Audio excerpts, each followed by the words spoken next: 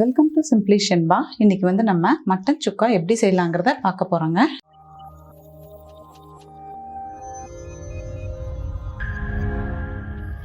நான் பார்த்தீங்கன்னா ஒரு 1/2 kg மட்டன் எடுத்திருக்கேன். இப்போ எப்படி செய்யலான்னு பார்க்கலாம். குக்கர் வச்சுருக்கேங்க. இப்போ இதில் வந்து நம்ம எண்ணெய் சேர்த்துக்கலாம்.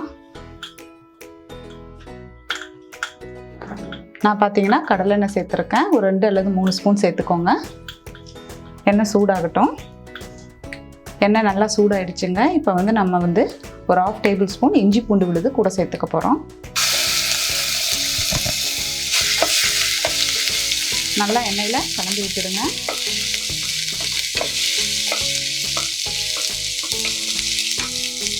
இப்போ இது கூடவே வந்து கொஞ்சமாக மஞ்சத்தூள், கருவேப்பிலை, ஒரே ஒரு வரமிளகா,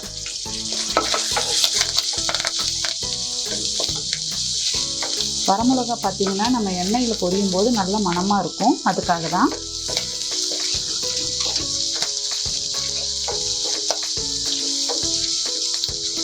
இப்போ இது கூட நம்ம மட்டன் சேர்த்துக்கலாம்.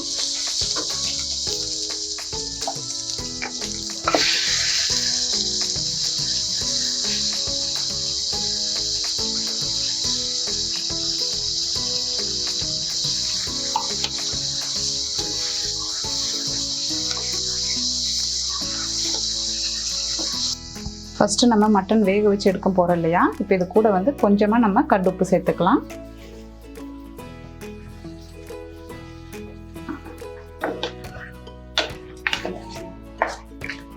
கொஞ்சம் எண்ணெயிலேயே வதங்கட்டும்.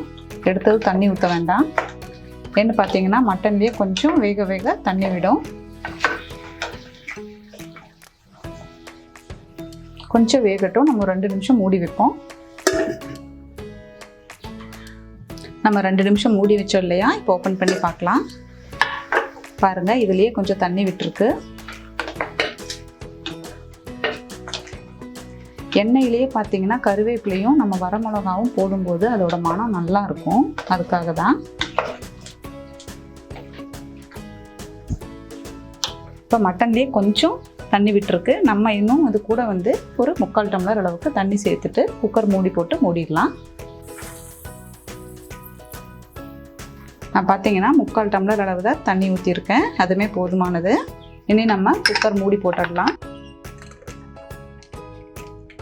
இது வேகிறதுக்கு பார்த்தீங்கன்னா ஒரு 4 விசில் விட்டால் போதும். மட்டன் வேகிறதுக்குள்ளே நம்ம வந்து அதுக்கு தேவையான மசாலா ஐட்டம் வந்து ரெடி பண்ணிக்கலாங்க. நான் பார்த்தீங்கன்னா 2 ஸ்பூன் கொத்தமல்லி எடுத்திருக்கேன், 1 ஸ்பூன் சோம்பு, 1 ஸ்பூன் குருமிளகு, 3 வரமிளகா எடுத்திருக்கேன், பட்டை கிராம்பு. பட்டை பார்த்திங்கன்னா 2 பீஸ் எடுத்திருக்கேன், கிராம்பு 4 எடுத்திருக்கேன், சீரகம் 1 ஸ்பூன். இது எல்லாத்தையுமே வந்து நம்ம இப்போது லைட்டாக வறுத்து எடுத்துக்கலாம். அடுப்பில் கடாய் வச்சுருக்கேங்க. இது எல்லாத்தையுமே நம்ம ஒன்றாவே போட்டு லைட்டாக வறுத்து எடுத்துக்கலாம்.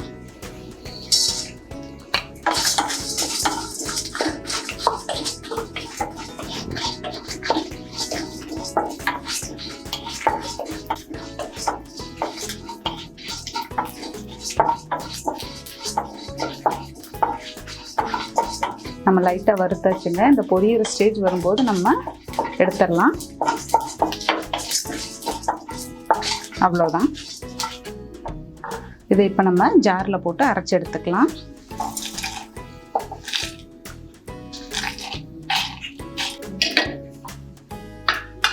ஃபஸ்ட்டு பார்த்தீங்கன்னா இது ஜாரில் போட்டு நம்ம ஒரு சுற்றிக்கலாம். அதுக்கப்புறம் லைட்டாக கொஞ்சமாக ஒரு 2 ஸ்பூன் அளவு தண்ணி விட்டு ஒரு பேஸ்ட் மாதிரி அரைச்சி எடுத்துக்கலாம். மட்டன் வேக வச்சு எடுத்தாச்சுங்க. கரெக்டாக 4 விசில் விட்டுருந்தோம். நல்லா வெந்திருக்கு.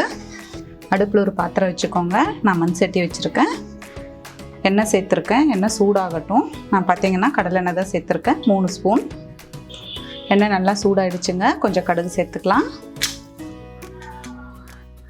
கூடவே கருவேப்பிலை சேர்த்துக்கலாம். அது கூட பார்த்தீங்கன்னா ஒரு 25 சின்ன வெங்காயம் பொடியாக அரிஞ்சு வச்சது, அதையும் சேர்த்துக்கலாம். இதுக்கு சின்ன வெங்காயம் எடுத்துக்கோங்க, அதுதான் டேஸ்ட் நல்லாயிருக்கும்.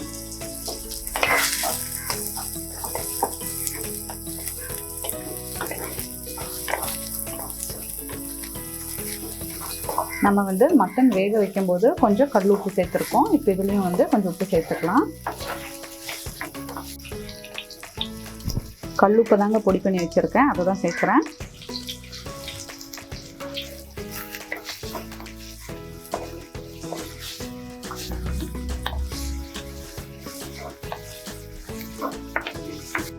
வெங்காயம் நல்லா வதங்கி இருக்குங்க. இப்போ இது கூட பார்த்தீங்கன்னா 1 ஸ்பூன் நம்ம இஞ்சி பூண்டு விழுது சேர்த்துக்கலாம்.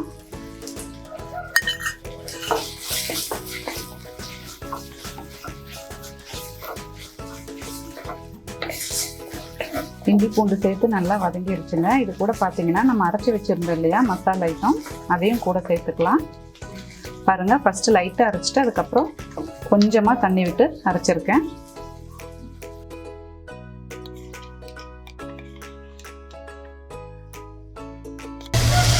நல்லா கலந்து விட்டுடலாம்.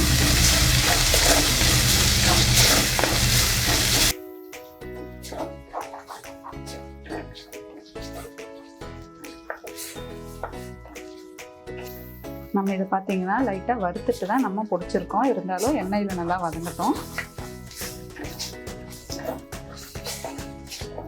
அப்போ தான் வந்து நமக்கு அந்த பச்சை வாடையெல்லாம் சுத்தமாக இருக்காது. இப்போ நல்லா வதக்கியாச்சுங்க, பச்சை வாடையெல்லாம் போயிடுச்சு. இப்போ மட்டன் மட்டும் நான் தனியாக எடுத்து வச்சுருக்கேன். இதை வந்து கூட சேர்த்துக்கலாம். தண்ணி அப்படியே தான் இருக்குது, கொஞ்சம் அப்புறமா நம்ம ஊற்றிக்கலாம்.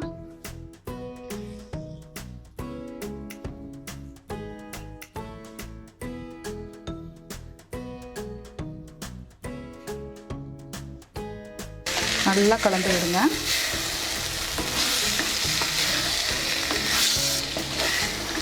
மசாலா ஐட்டம்லாம் ஃபுல்லாக மட்டனில் பிடிக்கட்டும். ஒரு 2 நிமிஷம் இருக்கட்டும் இப்படியே. அதுக்கப்புறமா பார்த்தீங்கன்னா நம்ம அந்த வடித்து வச்சுருக்கிற தண்ணியும் இது கூட சேர்த்துக்கலாம்.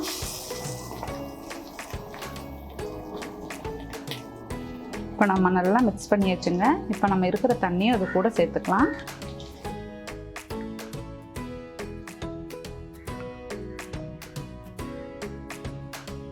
இந்த தண்ணி ஜூஸ் ஃபுல்லாக அதில் இறங்கட்டும், கொஞ்சம் ட்ரை ஆகட்டும். அவ்வளோதாங்க, மட்டன் சுக்கா ரெடி ஆகிடுச்சு. இந்த அளவுக்கு இருந்தால் கரெக்டாக இருக்கும். உங்களுக்கு வேணும்னா இன்னும் கொஞ்சம் கூட நீங்கள் ட்ரை பண்ணிக்கலாம்.